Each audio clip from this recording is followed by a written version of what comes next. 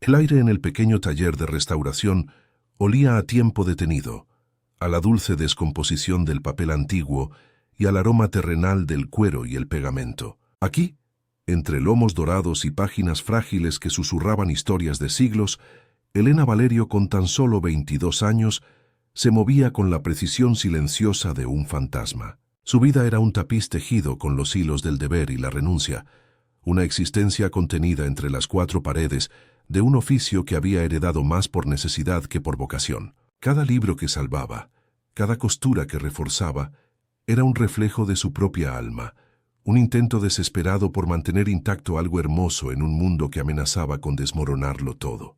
Su corazón, un manuscrito sellado que nadie había tenido el permiso de leer, latía con un ritmo sordo y solitario, anhelando un lenguaje que aún no conocía. ¿Qué precio tiene el honor de una familia? Para Elena, está a punto de descubrir que cuesta su propia libertad.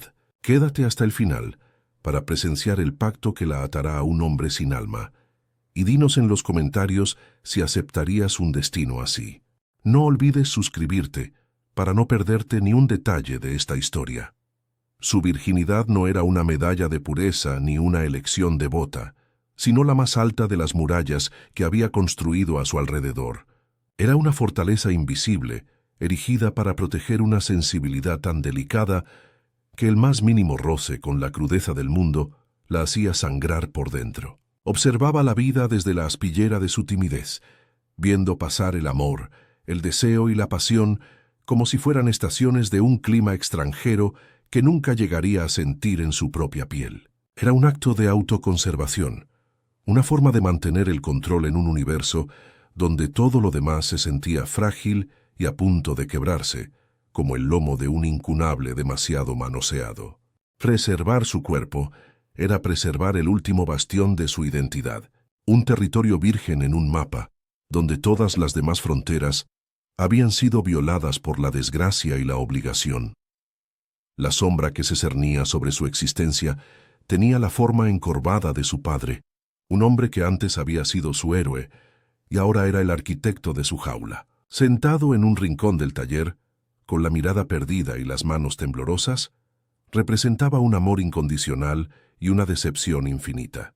Las deudas de juego, una enfermedad silenciosa que había carcomido los cimientos de su familia, eran ahora un monstruo con apetito insaciable. Elena trabajaba hasta que sus dedos se entumecían y sus ojos ardían, no solo para pagar las facturas corrientes, sino para intentar achicar un océano de deudas que amenazaba con ahogarlos. Cada billete que ganaba se sentía como una gota de agua lanzada contra un incendio, un esfuerzo fútil que solo servía para posponer lo inevitable, cargando sobre sus jóvenes hombros el peso de errores que no eran suyos.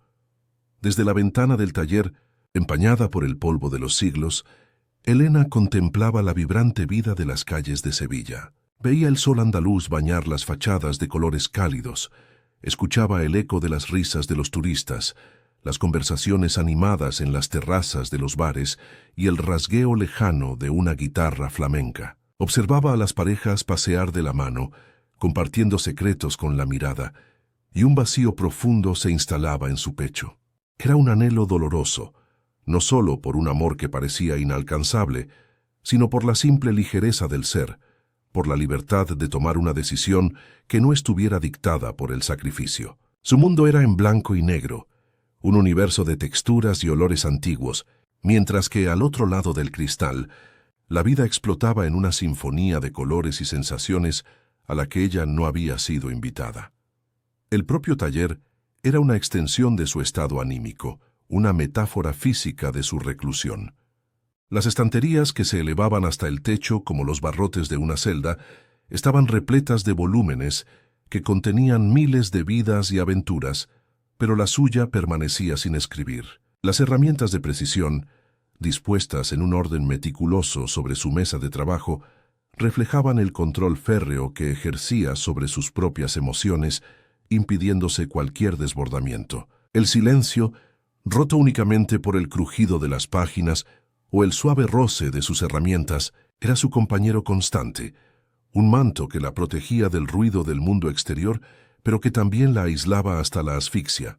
Se había convertido en una guardiana de historias ajenas, mientras la suya se marchitaba lentamente, inédita y olvidada, en un rincón oscuro de su propio corazón. La quietud de una tarde de martes se rompió con el sonido seco y autoritario de un golpe en la puerta. No era el toque familiar de un cliente habitual ni el de un mensajero. Era un sonido con peso, con una urgencia fría que hizo que el corazón de Elena se detuviera por un instante. Su padre se tensó en su silla, su rostro palideciendo hasta adquirir el color del pergamino viejo. Elena abrió la puerta para encontrar a dos hombres de traje oscuro, con rostros tan inexpresivos como la piedra. No dijeron mucho, simplemente entregaron un sobre grueso con un sello grabado en cera negra que no reconoció. El sobre no se sentía como papel, sino como una sentencia. El aire del taller se enrareció de repente, cargado de una tensión palpable, y Elena supo con una certeza helada que la vida que conocía acababa de terminar.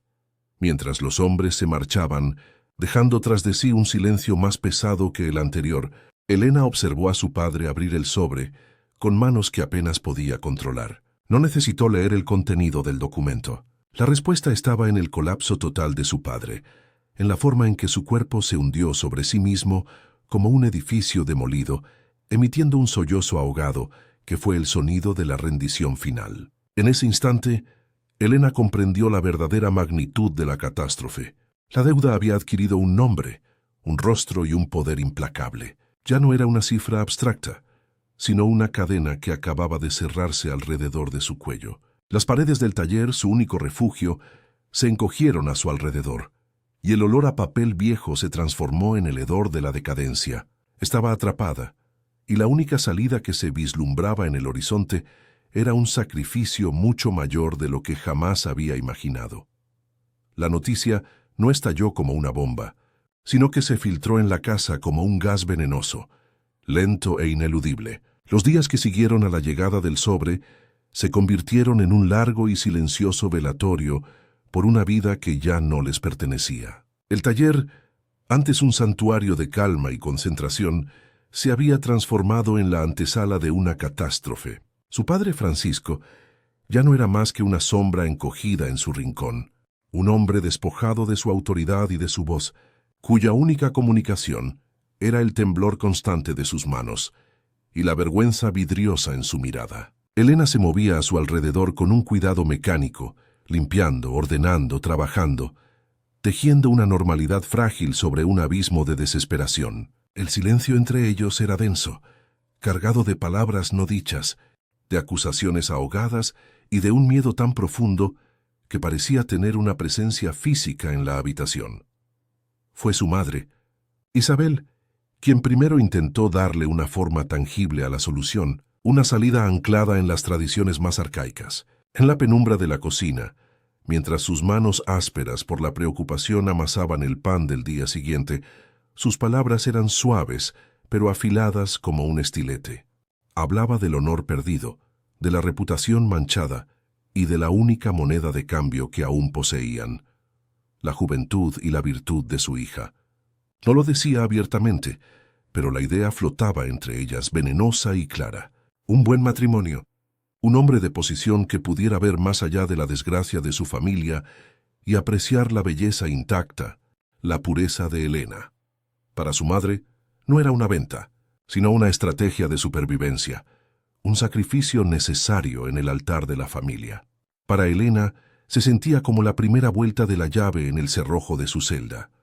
La rutina de Elena se volvió más rígida, más monástica, como si el castigo físico pudiera expiar los pecados de su padre.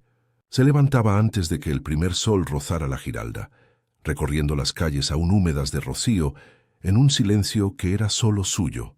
Las horas en el taller se alargaban hasta que la luz de su flexo era la única estrella en la oscuridad de la callejuela. Cada libro que restauraba, cada página que alisaba con la plegadera de hueso, era un acto de penitencia. Sus dedos manchados de tinta y pegamento eran los de una obrera, no los de una joven de su edad. Había renunciado a las salidas con las pocas amigas que le quedaban, a los paseos sin rumbo por el parque de María Luisa, a cualquier atisbo de una vida que no estuviera dictada por la obligación.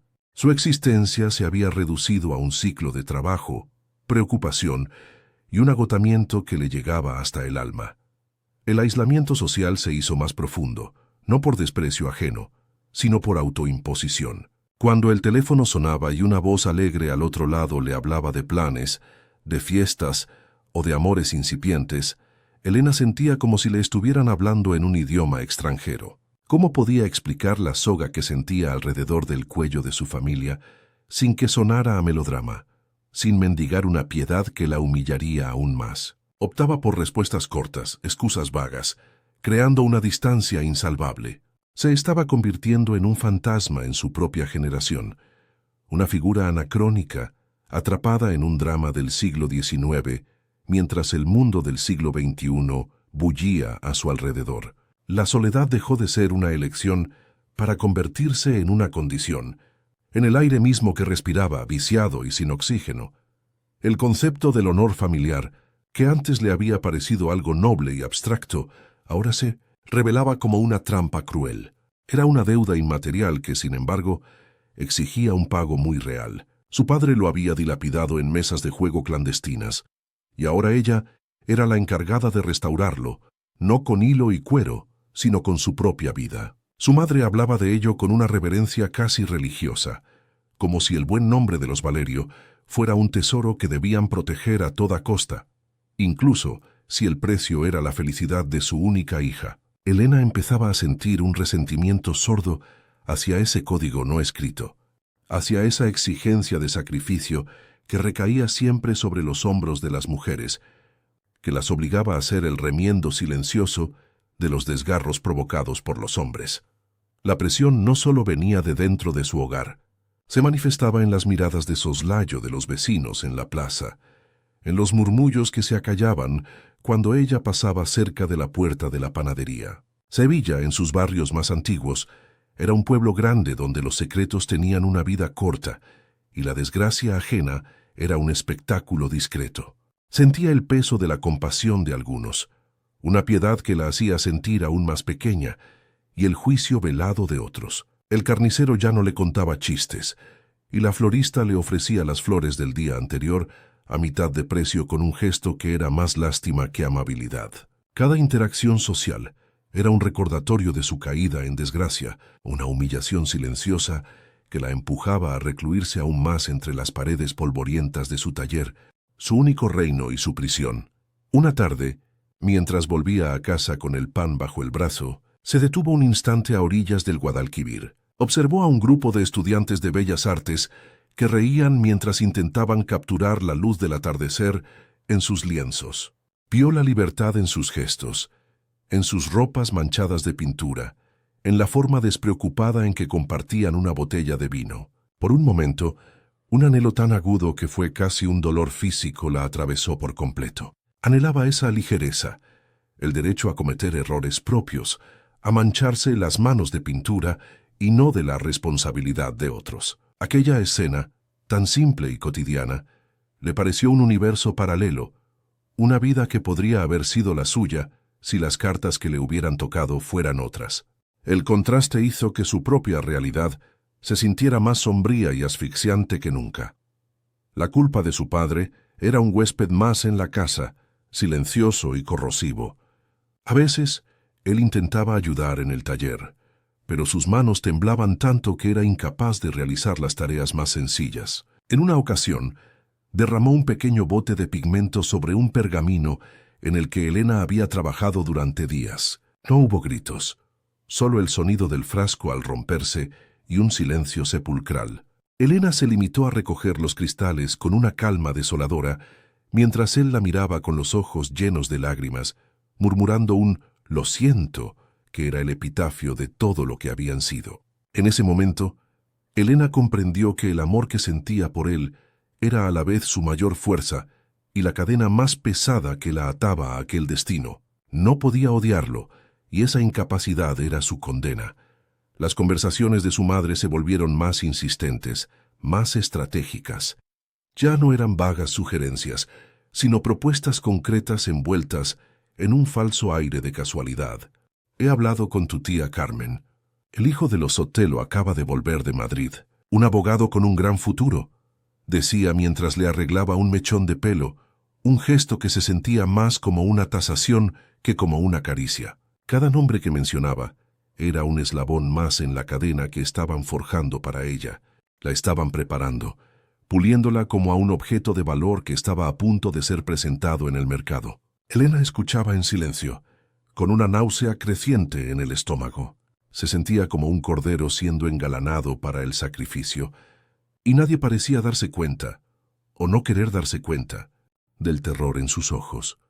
Una noche, incapaz de dormir, Elena se acercó a la pequeña ventana de su habitación que daba a un patio interior. La luna bañaba las paredes desconchadas con una luz fría y fantasmal. Se miró las manos a la luz de la luna. Unas manos jóvenes pero ya marcadas por el trabajo.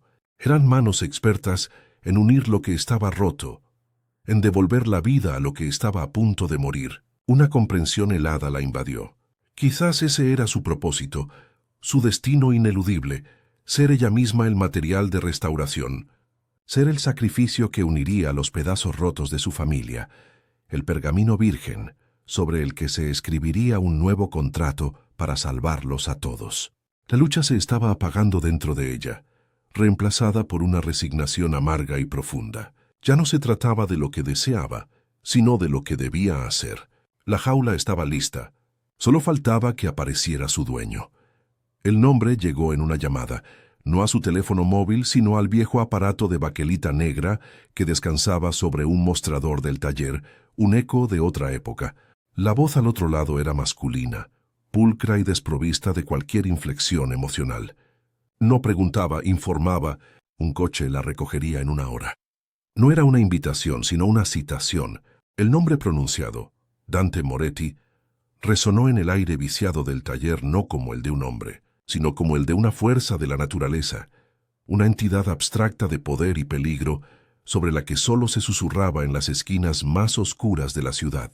Elena sintió cómo la sangre abandonaba su rostro, dejando tras de sí un frío glacial. El monstruo que había devorado el futuro de su familia por fin tenía un nombre, y ahora venía a reclamar el pago final. Era el momento que había temido, la materialización de todas sus pesadillas.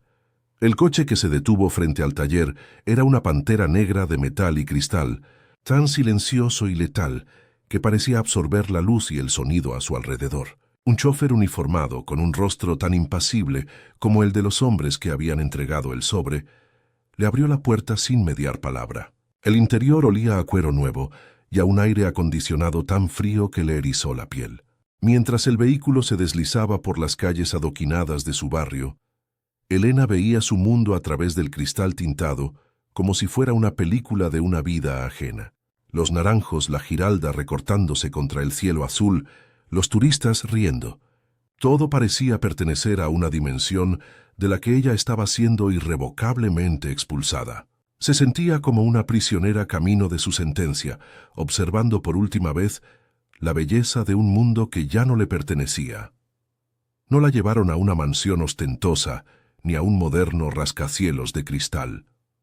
El destino era un palacete del siglo XVIII en el corazón del barrio de Santa Cruz, un edificio de piedra ancestral protegido por muros altos y una discreción impenetrable.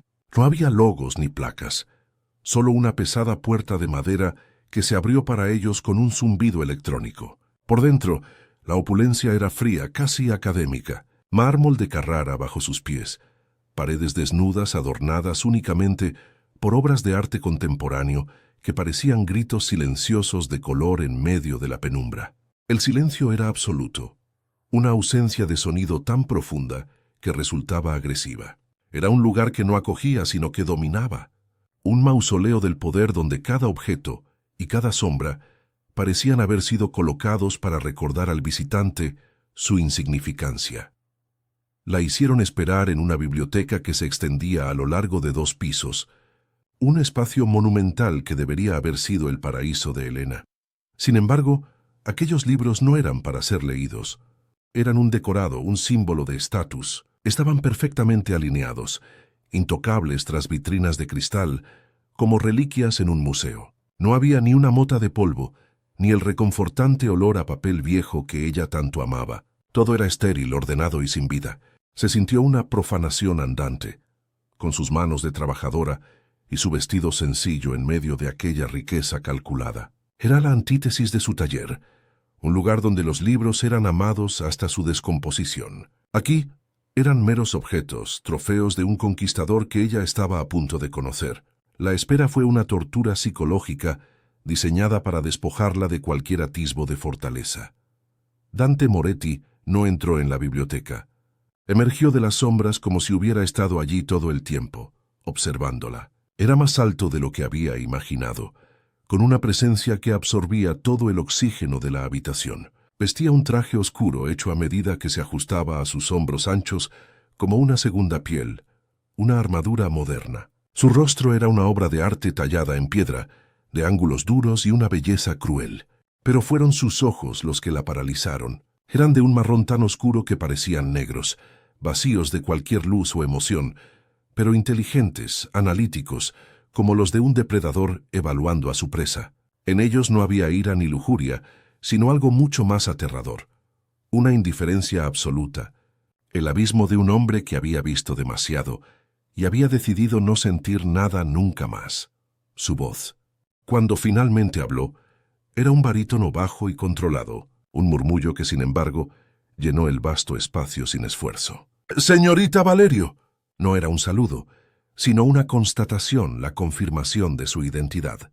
Le indicó con un gesto de la mano un sillón de cuero frente a un imponente escritorio de caoba. Cada uno de sus movimientos era económico, preciso, sin un solo adorno superfluo. Elena obedeció, sintiendo que sus piernas apenas la sostenían. Se sentó al borde del asiento, con la espalda rígida, mientras él tomaba asiento frente a ella. El escritorio entre ellos era tan ancho como un río, una barrera infranqueable que subrayaba la distancia social y de poder que los separaba. Él no la miraba como a una mujer, sino como a un problema que estaba a punto de resolver, una pieza en su tablero de ajedrez. Sobre la superficie pulida del escritorio, él deslizó un único documento encuadernado en cuero. No hubo preámbulos ni explicaciones amables. «Este es un contrato de matrimonio», dijo con la misma frialdad con la que podría haber anunciado el cierre de una fábrica. «Estipula que a cambio de la liquidación total e inmediata de las deudas de su padre, usted se convertirá en mi esposa, legalmente, socialmente, en todos los aspectos que importan». Sus palabras caían como trozos de hielo, cada una perfectamente articulada y afilada. «Me proporcionará la fachada de respetabilidad que necesito y, con el tiempo, un heredero para el apellido Moretti. A cambio, su familia será libre y usted gozará de una seguridad financiera que nunca podría imaginar». La transacción era brutal en su simplicidad, una vida entera reducida a un puñado de cláusulas. Elena bajó la vista hacia el documento, pero las letras bailaban ante sus ojos. Podía sentir el pulso martilleando en sus sienes, un tambor fúnebre. En su mente vio el rostro devastado de su padre, la mirada suplicante de su madre, las paredes de su taller que pronto serían de otro. El honor familiar, esa carga abstracta, se había convertido en este objeto tangible, este pacto con el diablo. El deseo de gritar, de correr, de romper aquella farsa en 1000 pedazos, luchaba contra la certeza aplastante de que no tenía otra opción. Era su cuerpo, su futuro, su alma, contra la ruina de las dos personas que más amaba en el mundo. El sacrificio ya no era una posibilidad, era una certeza. Levantó la vista y sus ojos se encontraron con los de él, un océano de desesperación chocando contra una muralla de indiferencia. Un único asentimiento de cabeza fue toda la respuesta que pudo ofrecer, un movimiento casi imperceptible que selló su destino. Una lágrima solitaria se deslizó por su mejilla, una traición a su intento de mostrarse fuerte. Dante Moretti la observó caer con una curiosidad clínica, como un científico observando una reacción química. Entonces, para sorpresa de Elena, se levantó y rodeó el escritorio, deteniéndose a su lado. Se inclinó, y por primera vez sintió su cercanía. Olía a sándalo y a ozono, a poder. No la tocó, pero su voz, ahora un susurro junto a su oído, fue más íntima y perturbadora que cualquier caricia. No llore, Helena. Cumpliré mi parte del trato, y no se preocupe por lo que vendrá después. Hizo una pausa, y el aire se cargó de una tensión insoportable. Seré gentil con usted. Aquellas palabras, que pretendían ser un consuelo, se sintieron como la más sutil de las amenazas, una promesa de control absoluto. La gentileza de un hombre como él era una jaula con barrotes de seda, pero una jaula al fin y al cabo. Él se enderezó y volvió a su lugar tras el escritorio, el momento de extraña intimidad roto tan rápido como había comenzado. Puede irse. Mi asistente se pondrá en contacto con usted para los detalles. La despidió con la misma facilidad con la que se descarta un documento. Mientras Helena caminaba hacia la salida, con las piernas temblando, sintió su mirada clavada en su espalda. No era una mirada de deseo, sino de posesión. Acababa de vender su vida, y el comprador ya la estaba reclamando. Al salir al sol de Sevilla, el mundo le pareció más brillante y al mismo tiempo completamente desprovisto de color. Los días, que siguieron a la firma del contrato, se convirtieron en una extraña coreografía de silencios y distancias calculadas. Helena vivía ahora en el palacete de Dante, una jaula dorada donde el lujo era tan opresivo como la pobreza que había dejado atrás. Cada mueble, cada obra de arte, cada pasillo de mármol pulido, le recordaba que ella era simplemente otra adquisición, la más reciente y complicada de las posesiones de Dante Moretti. El personal de servicio se movía a su alrededor con una deferencia que rayaba en el miedo, tratándola como a una frágil pieza de porcelana que pertenecía a un amo impredecible. Comía sola en un comedor inmenso, dormía sola en una habitación más grande que todo su antiguo hogar, y pasaba las horas deambulando por estancias que parecían museos, sintiéndose más un fantasma que la futura señora de la casa. La soledad aquí era más profunda, más fría y mucho más desoladora. El primer encuentro forzado tuvo lugar durante la cena. Se sentaron en extremos opuestos de una mesa de caoba tan larga que parecían dos monarcas de reinos enemigos negociando una tregua.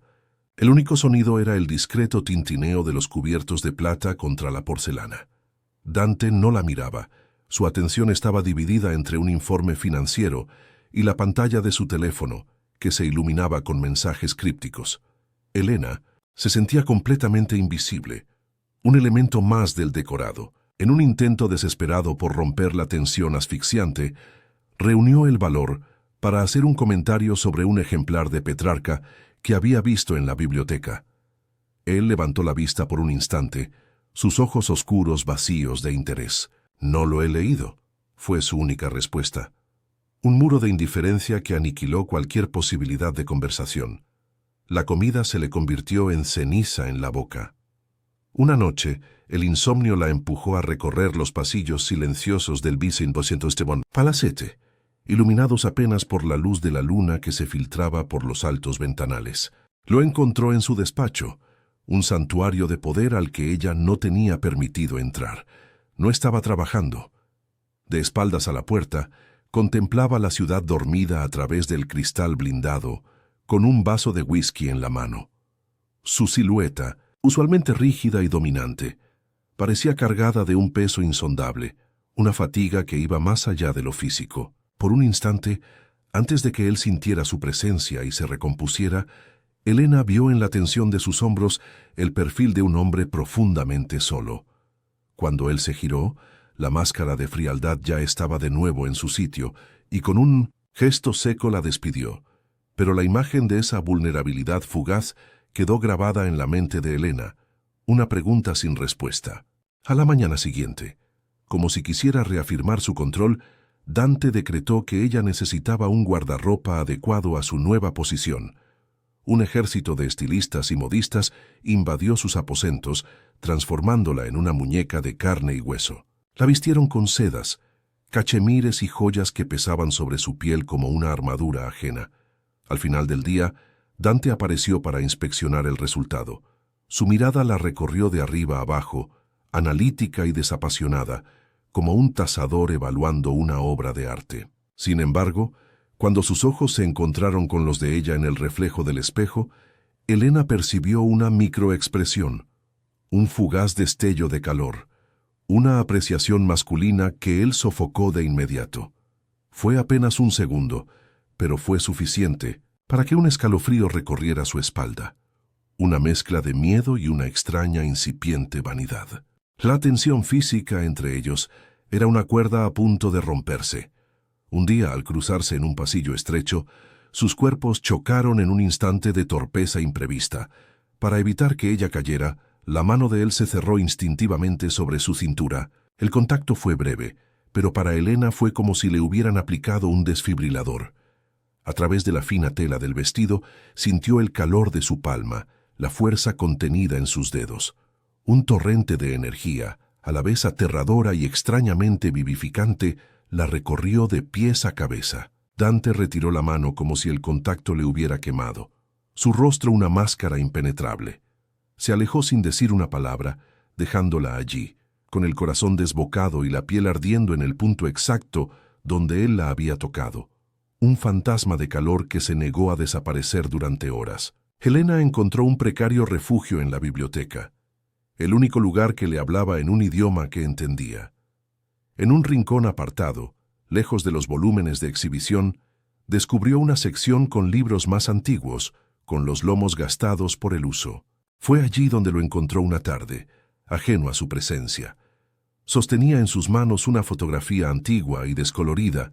Su rostro, por lo general, una fortaleza inexpugnable, mostraba una expresión de melancolía tan profunda que a Elena le dolió el corazón. Desafiando el miedo, se acercó y con voz temblorosa le preguntó por la foto. Él tardó una eternidad en responder, su mirada perdida en el pasado. «Mi madre y mi hermano», dijo finalmente, con una voz ronca y despojada de su habitual autoridad, «antes de que la traición nos destruyera». No dio más detalles, pero esas pocas palabras abrieron una grieta en su armadura, revelando al niño herido bajo el monstruo. A partir de ese momento en la biblioteca, algo cambió fundamentalmente dentro de Elena. El hombre que la había comprado y enjaulado ahora tenía una historia, una herida que supuraba en la oscuridad. Su miedo, antes una emoción pura y paralizante, comenzó a contaminarse con una compasión peligrosa y una curiosidad insaciable. Se sorprendía a sí misma observándolo desde la distancia, buscando más fisuras en su fachada, anhelando otro atisbo del hombre que se escondía detrás de Dante Moretti. Este nuevo sentimiento la aterrorizaba.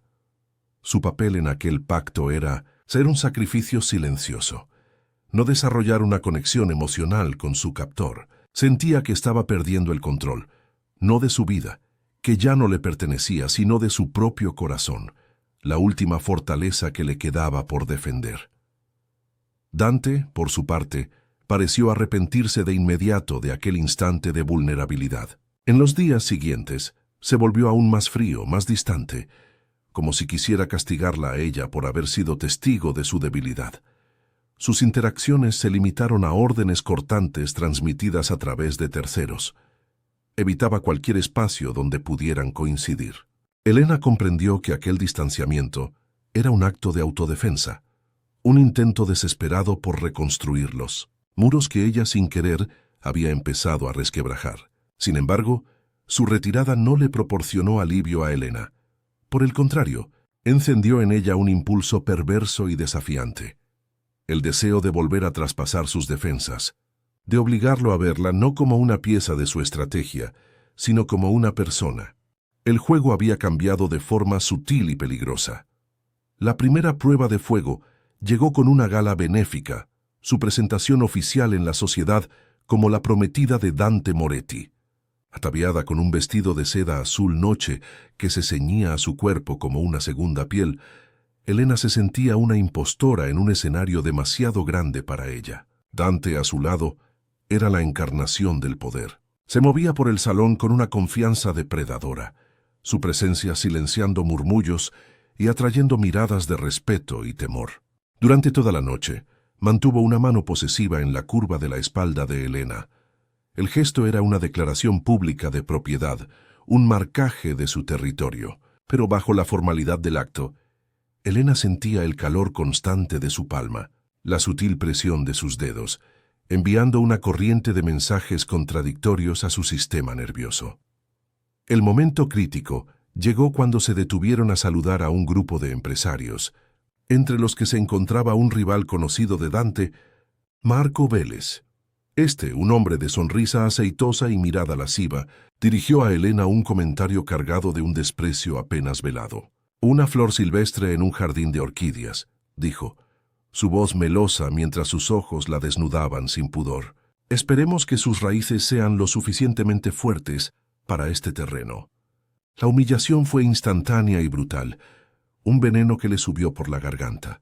Se quedó paralizada, sintiéndose expuesta y sucia, consciente de que el insulto no era solo para ella, sino un ataque directo al orgullo de Dante a través de su punto más vulnerable, su prometida de origen humilde.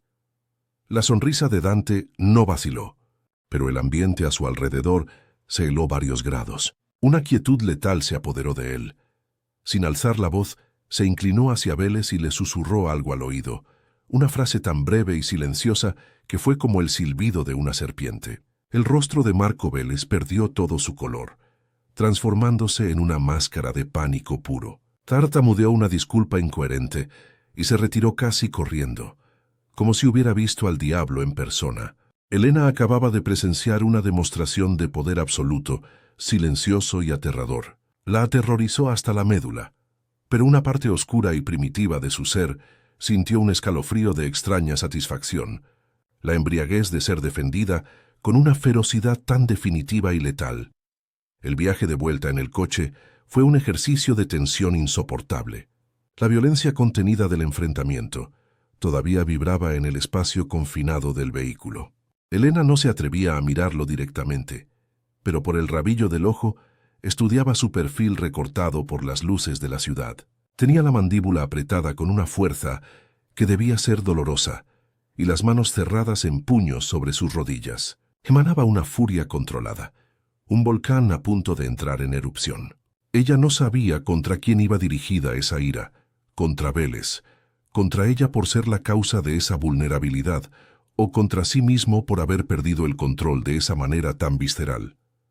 El silencio entre ellos no era vacío, sino denso y cargado de electricidad.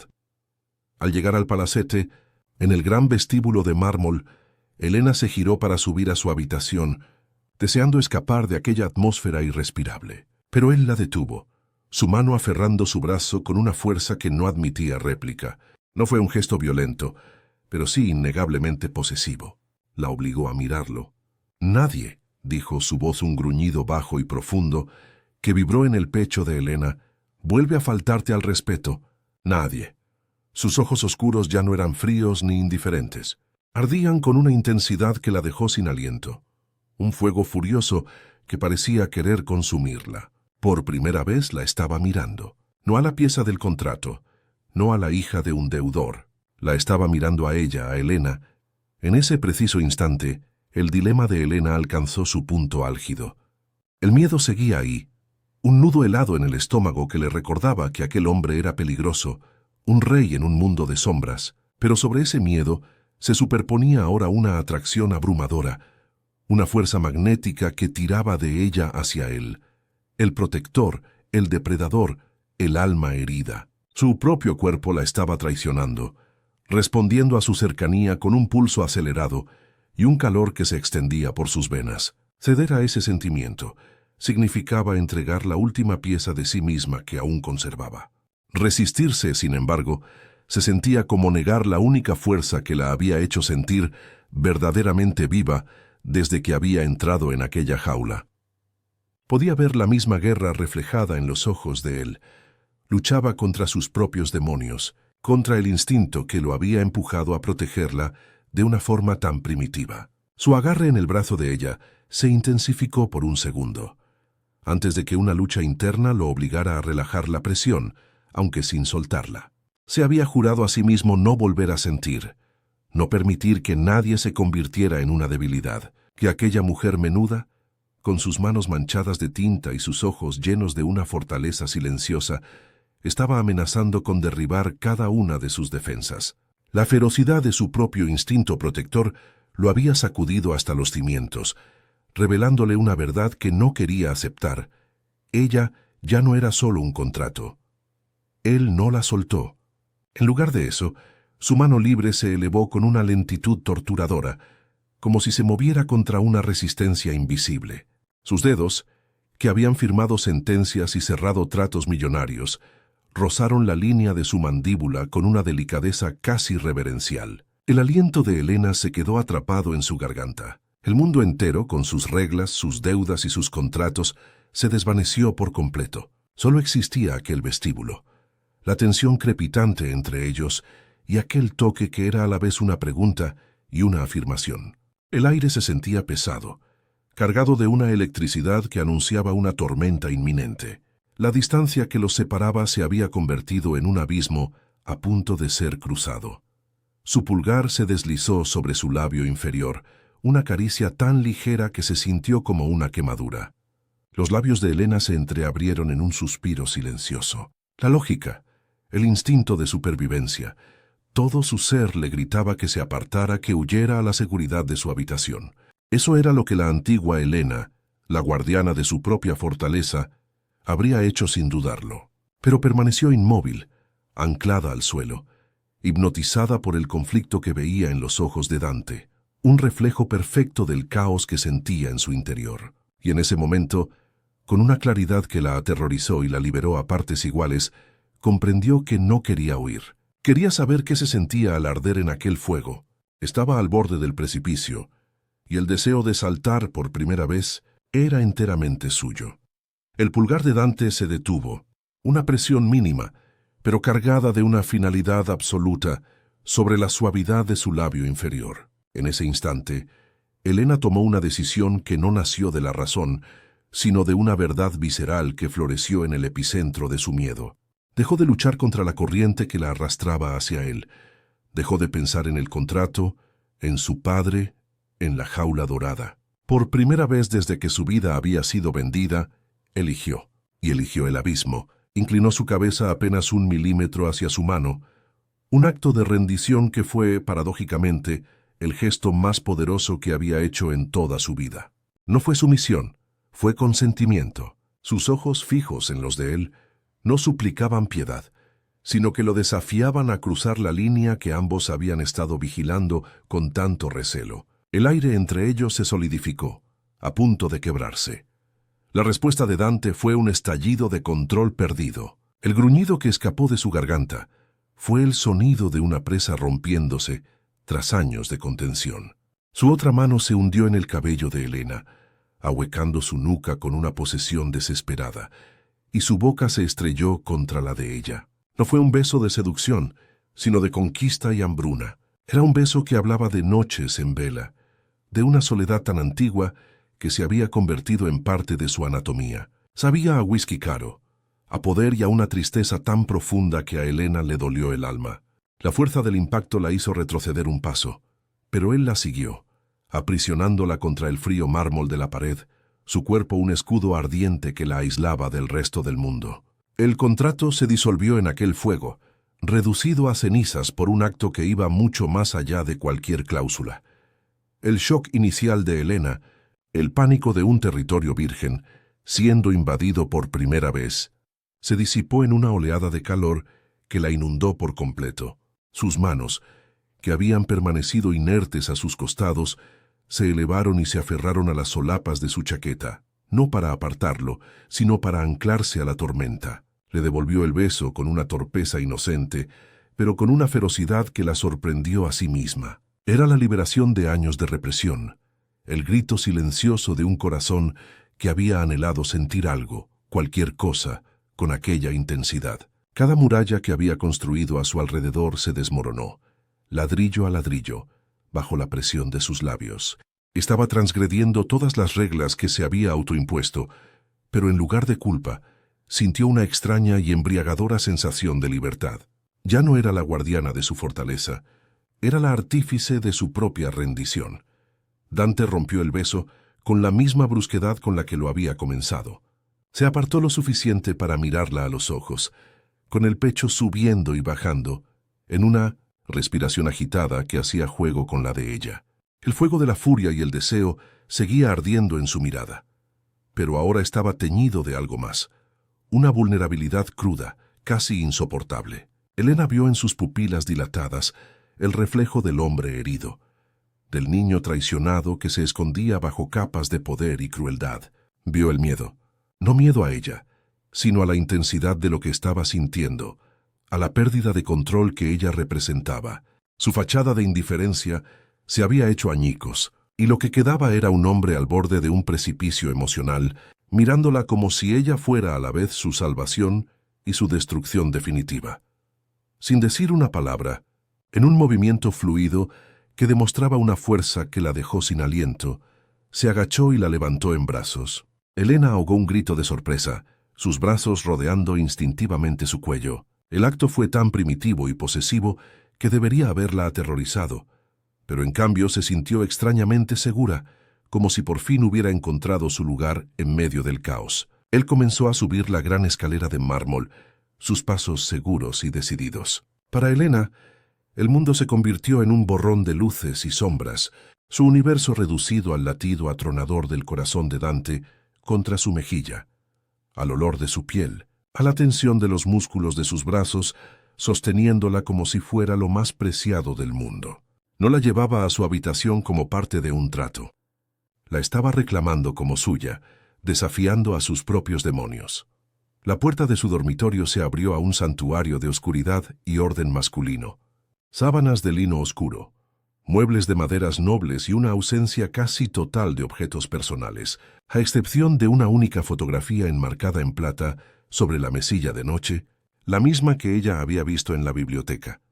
La habitación olía a él, una mezcla de sándalo y aire nocturno.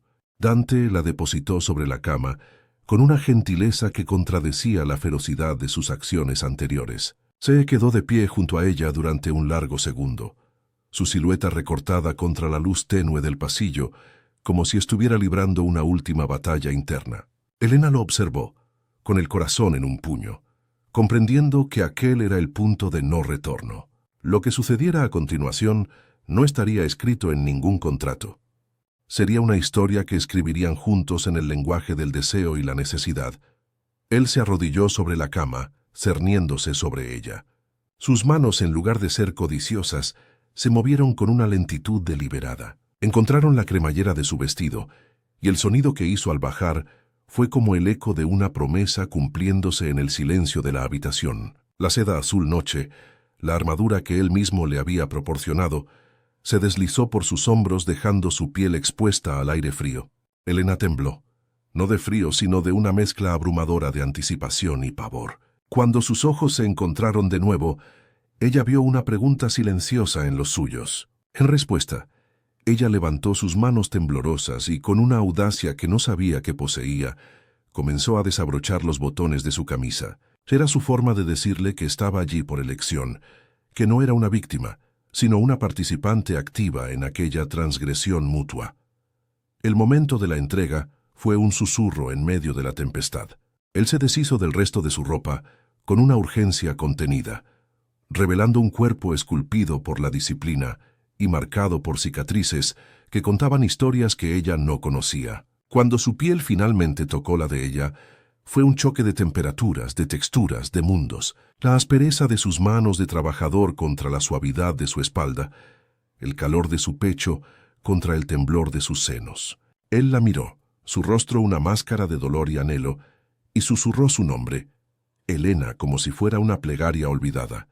Y en ese instante, mientras él la hacía suya con una ternura casi reverencial que desmentía su reputación, Elena no sintió dolor, sino una plenitud abrumadora. La virginidad que había guardado como una fortaleza se convirtió en un regalo, una ofrenda entregada no por obligación, sino por un deseo incomprensible de sanar al hombre que la estaba rompiendo y reconstruyendo al mismo tiempo. Después, en la quietud que siguió a la tormenta, permanecieron enredados el uno en el otro. El silencio no era vacío, sino denso, cargado con el peso de todo lo que acababa de suceder. Dante no se apartó, la sostuvo contra su pecho, su brazo posesivo alrededor de su cintura, su rostro enterrado en su cabello. Elena podía sentir el temblor que recorría su cuerpo, las réplicas de una explosión emocional que lo había dejado tan expuesto como a ella. Fue entonces cuando él habló, su voz ronca y rota contra su piel. «Mía», murmuró.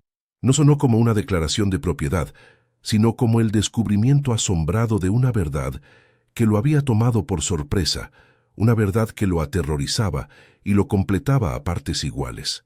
Era la confesión de un hombre que había creído no necesitar a nadie y que acababa de encontrarlo todo en los brazos de su prisionera. Helena se quedó despierta mucho después de que la respiración de Dante se volviera profunda e irregular, señal de que el agotamiento lo había vencido. Escuchaba el latido de su corazón bajo su oído, un ritmo constante y poderoso que era ahora el nuevo ancla de su mundo. Había cruzado el umbral, había entregado la última parte de sí misma que le quedaba por dar, pero en lugar de sentirse vacía o derrotada, una extraña calma la invadió. Había visto al hombre detrás del monstruo, había sentido su vulnerabilidad y había respondido con la suya propia. Ya no estaban unidos por la tinta de un contrato, sino por la intimidad indeleble de aquella noche, por un secreto compartido en la oscuridad. El futuro seguía siendo un territorio incierto y peligroso, pero por primera vez, Elena sintió que no lo enfrentaba sola. Estaba atrapada en la jaula del depredador, sí, pero acababa de descubrir que el depredador también estaba atrapado con ella. El amanecer se filtró en la habitación con la crueldad de una verdad ineludible, tiñendo las sábanas de lino oscuro de un gris ceniciento. Elena se despertó con un sobresalto, no por un ruido, sino por la abrumadora ausencia de uno. El espacio a su lado en la cama estaba vacío y frío. La almohada conservaba apenas una huella imperceptible de su cabeza, un fantasma de presencia que se desvanecía con cada segundo que pasaba. El olor de él, a sándalo y a la tormenta que habían desatado, aún impregnaba el aire, pero se sentía como el perfume de un recuerdo, no de una realidad. Su cuerpo, dolorido de una manera extraña y dulce, era el único testigo tangible de que la noche anterior no había sido un sueño. Se incorporó lentamente, sintiendo el peso de la seda sobre su piel desnuda, y la soledad del inmenso dormitorio la golpeó con la fuerza de un abandono físico, un eco silencioso de la intimidad que se había roto con la primera luz del día. Se vistió con un automatismo robótico, eligiendo uno de sus viejos vestidos, una armadura familiar en un territorio que se había vuelto hostil. Al salir de la habitación, el palacete parecía haber recuperado su atmósfera de mausoleo. El silencio era denso, pero ahora estaba cargado de una tensión diferente, una incomodidad palpable. El personal de servicio, que antes la trataba con una deferencia temerosa, ahora evitaba su mirada, sus rostros convertidos en máscaras de profesionalismo impenetrable. Fue una de las doncellas más jóvenes quien, con la vista fija en el suelo, le informó de que el señor Moretti había partido de viaje de negocios antes del amanecer. La formalidad del título, el señor Moretti, fue una daga de hielo que se le clavó directamente en el corazón. Él no se había despedido, simplemente se había ido, borrando con su ausencia la confesión susurrada en la oscuridad, reduciendo su entrega a un mero apéndice de un contrato ya cumplido. A cientos de kilómetros de distancia, en el interior de un avión privado que cortaba el cielo como una cuchilla de plata, Dante Moretti contemplaba las nubes con una mirada vacía que desmentía la furia que ardía en su interior. Estaba furioso consigo mismo. Por una noche, por unas horas, había permitido que una grieta se abriera en su armadura, y a través de ella se había colado una debilidad que no podía permitirse. Elena. Su inocencia, su entrega inesperadamente feroz, la forma en que su nombre había sonado en sus labios como una plegaria. Todo ello era un veneno para el mundo en el que él vivía. En su universo, el afecto era una diana, la vulnerabilidad una sentencia de muerte. Alejarla, volver a ser el monstruo del contrato era, en su lógica retorcida y brutal, la única forma de protegerla. Protegerla de sus enemigos y, sobre todo, protegerla de él mismo. Se estaba amputando una parte de sí mismo para salvar el todo, sin darse cuenta de que esa parte era la única que aún podía sangrar.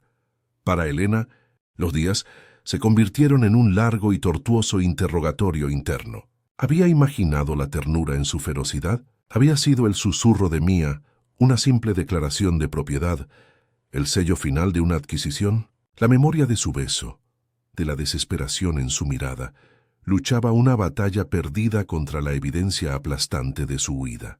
La vergüenza, un sentimiento que creía haber dejado atrás en su antiguo taller, la invadió con una fuerza renovada. Se sentía usada, no de la manera fría y contractual que había anticipado, sino de una forma mucho más cruel. Él no había tomado solo su cuerpo. Le había permitido vislumbrar su alma herida, para después cerrarle la puerta en la cara. Se había ofrecido a sí misma como un bálsamo para su soledad, y él la había utilizado para luego descartarla como si quemara, dejándola con una herida mucho más profunda que la pérdida de su virginidad. La llamada de su madre fue como echar sal en esa herida abierta. La voz de Isabel al otro lado de la línea era un torrente de alegría y alivio. Hablaba del dinero que había llegado, de cómo las deudas habían desaparecido como por arte de magia, de la dignidad restaurada de la familia Valerio. Mencionaba los preparativos de la boda con un entusiasmo que a Elena le resultó obsceno. ¿Cómo podía explicarle que el precio de esa dignidad había sido una intimidad que ahora se sentía como la más profunda de las humillaciones? Escuchaba en silencio, asintiendo con monosílabos, mientras un abismo insondable se abría entre ella y el mundo que había salvado. Estaba completamente sola, atrapada entre la gratitud de su familia y el desprecio silencioso del hombre al que ahora estaba irrevocablemente unida, una prisionera en la fortaleza de su propio sacrificio. La ausencia de Dante se materializó en cada rincón del palacete. Su presencia fantasma era más opresiva que su presencia real. Cada silla vacía, cada pasillo silencioso, cada libro sin tocar en la biblioteca gritaba su rechazo. Elena intentó refugiarse en su antiguo santuario, entre los volúmenes de cuero, pero las palabras impresas en las páginas ya no le ofrecían consuelo. Se encontró de pie frente a la sección de poesía, sus dedos rozando el lomo del ejemplar de Petrarca que él había despreciado. Aquel pequeño gesto de desdén, que en su momento le pareció una simple muestra de su carácter, ahora se sentía como el resumen perfecto de su relación. Ella le ofrecía algo bello y lleno de historia, y él lo rechazaba con una indiferencia que aniquilaba su valor. Se sentía como uno de sus libros antiguos, abierta, vulnerable y abandonada en un estante para acumular polvo. Una tarde, mientras la luz dorada de Sevilla se filtraba por un ventanal del salón principal, Elena se detuvo frente a un espejo veneciano de marco ornamentado. Se observó durante un largo rato, esperando ver a la muchacha asustada del taller, a la víctima temblorosa del contrato. Pero la mujer que le devolvía la mirada era diferente. Había una nueva profundidad en sus ojos, una sombra de conocimiento que antes no existía. Las líneas de su boca, antes siempre tensas por la preocupación, ahora mostraban una firmeza desconocida. La experiencia, en toda su brutalidad y su fugaz belleza, la había templado como el acero. El caparazón de la timidez se había roto, y debajo no había fragilidad, sino un núcleo de una fuerza que no sabía que poseía. La vergüenza comenzó a retroceder, desplazada por una lenta y fría corriente de ira. Una ira justa y necesaria. Esa ira incipiente se convirtió en el catalizador de un pequeño acto de rebelión, una forma de reclamar un centímetro del territorio que le habían arrebatado. Al día siguiente, cuando el personal le presentó el menú del día aprobado por el asistente de Dante, ella lo rechazó con una calma que los dejó atónitos. Entró en la cocina, un dominio del que había sido sutilmente excluida, y ante la mirada estupefacta del chef, comenzó a preparar un plato sencillo, un guiso humilde, cuya receta le había enseñado su padre. El acto de cortar las verduras, de oler las especias familiares, de crear algo con sus propias manos fue un ancla. No era solo comida, era una declaración. Era la afirmación de que, aunque viviera en su palacio y llevara su futuro apellido, seguía siendo Elena Valerio. No era una muñeca de porcelana. Era la hija de un artesano, y sus manos aún sabían cómo construir. Mientras tanto, la frialdad de Dante se había convertido en un arma en el mundo de los negocios. Cerró tratos con una crueldad que hizo temblar incluso a sus lugartenientes más leales. Se movía por salas de juntas y cenas de poder como un fantasma de hielo, su reputación de hombre sin corazón alcanzando nuevas cotas. Pero por la noche, en la soledad estéril de las suites de hotel de lujo, los demonios venían a reclamar su parte. Se encontraba sosteniendo el teléfono, con el nombre de Elena en la pantalla, su pulgar flotando sobre el botón de llamada en una agonía silenciosa. Se obligaba a no hacerlo, convenciéndose de que su silencio era su protección. Pero la memoria de su piel, el sonido de su respiración entrecortada, el terror y la confianza en sus ojos lo perseguían. Estaba ganando todas sus batallas, pero se sentía como si estuviera perdiendo la única guerra que importaba.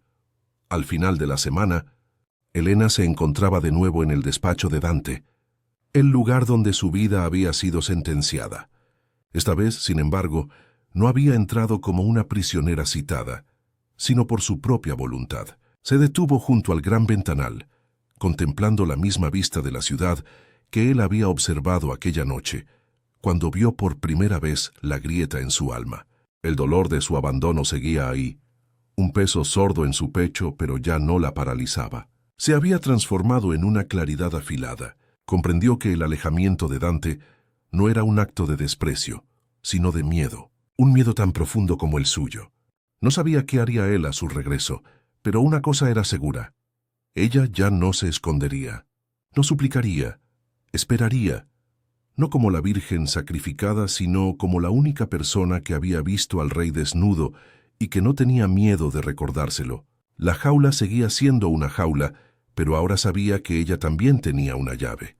Las semanas que siguieron se convirtieron en un lienzo en blanco que Elena comenzó a pintar con sus propios colores, en un acto de silenciosa y tenaz reconquista. Trasladó algunas de sus herramientas más preciadas desde el viejo taller, estableciendo un pequeño santuario de trabajo en un rincón bañado por el sol de la inmensa biblioteca. El aroma familiar del cuero y el pegamento se mezcló con el aire estéril del palacete, una humilde pero decidida invasión de su identidad. No restauraba libros para pagar deudas, sino para sanarse a sí misma. Cada costura que reforzaba, cada página que alisaba con la plegadera de hueso, era un acto de reafirmación. Ya no era la prisionera que esperaba el regreso de su captor. Era una artesana que, en la quietud de su jaula, había comenzado a forjar la llave de su propia libertad interior, demostrando que su espíritu no podía ser comprado ni contenido por muros de mármol. Su regreso fue un susurro en mitad de la noche, una alteración en el pulso silencioso de la casa. Elena, que había encontrado en el insomnio un compañero para su trabajo, escuchó el sonido casi imperceptible de la pesada puerta principal al cerrarse. Dejó sus herramientas sobre un trozo de cuero y descendió la gran escalera, no con el pánico de una presa, sino con la calma resuelta de quien se enfrenta a lo inevitable. Lo encontró en el vestíbulo, exactamente en el mismo lugar donde su mundo se había incendiado y luego se había hecho cenizas.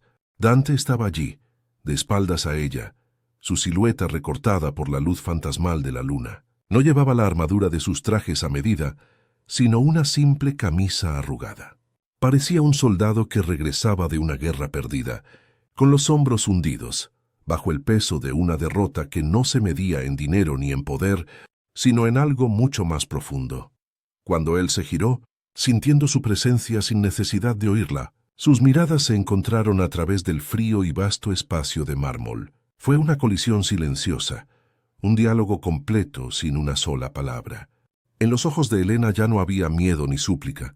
Había una pregunta serena, la mirada de una igual que exigía una explicación no con la voz, sino con el alma. La máscara de Dante se había desvanecido por completo. En su lugar, había una vulnerabilidad tan cruda y expuesta que resultaba casi dolorosa de contemplar. Era la mirada de un hombre ahogándose que por fin ve la orilla, una mezcla de arrepentimiento, anhelo desesperado y un terror absoluto a ser rechazado. El silencio entre ellos no era un vacío, sino un puente tendido sobre el abismo de las últimas semanas, un espacio donde cada herida y cada traición eran reconocidas y validadas. Él no se movió hacia ella.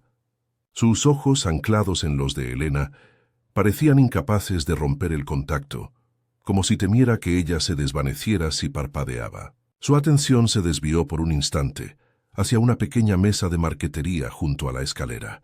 Sobre ella, Elena había dejado un pequeño volumen de poemas de Cernuda, uno de los libros que estaba restaurando por puro amor al arte. Con una lentitud casi irreverencial, Dante se acercó y lo tomó en sus manos. Lo sostuvo no como un objeto, sino como una reliquia, sus dedos trazando con una delicadeza insospechada las letras doradas del lomo gastado. Fue un gesto que lo dijo todo. Estaba reconociendo su mundo, tocando el lenguaje de su alma, un idioma que semanas atrás había despreciado y que ahora parecía ser el único que anhelaba comprender, el único que podría ofrecerle la absolución. Finalmente, con el libro aún en una mano, caminó hacia ella, sus pasos resonando en el silencio como el latido de un corazón largamente detenido. Se detuvo a un palmo de distancia, el espacio entre ellos cargado con la electricidad de todo lo no dicho. No intentó tocarla, no se atrevió. En su lugar, metió la mano libre en el bolsillo y sacó algo que no brillaba. No era una joya ni dinero, era una vieja llave de hierro forjado, oxidada por el tiempo. Abrió la palma de su mano y se la ofreció. «Mi madre tenía un pequeño estudio tras la biblioteca», dijo, su voz ronca por el desuso y la emoción. «Nadie ha entrado allí desde que murió. Es tuyo». No le estaba dando una habitación. Le estaba entregando la llave de su herida más profunda, la llave de su pasado, confiándole el único territorio que nunca había formado parte de ningún contrato. Elena bajó la vista hacia la llave que descansaba en la palma de la mano de él, un objeto frío y pesado que representaba el peso de una vida entera. Luego, levantó la mirada hacia sus ojos, donde vio el reflejo de una esperanza tan frágil que temía que pudiera romperse con una sola palabra. El contrato los había unido, la pasión los había consumido y el miedo los había separado. Ahora solo quedaba una elección, y por primera vez era enteramente suya. Podía tomar la llave y aceptar el riesgo de adentrarse en el corazón de un hombre peligroso, o podía darse la vuelta y permanecer en la segura soledad que había reconstruido. El destino de Elena pende de un hilo, y tu opinión cuenta. ¿Debería perdonarlo y abrir la puerta a un futuro incierto pero lleno de pasión? Déjanos saber qué harías en su lugar en los comentarios. Si esta historia te ha atrapado, suscríbete, dale a me gusta y compártela para que juntos podamos seguir descubriendo hasta dónde nos puede llevar el amor.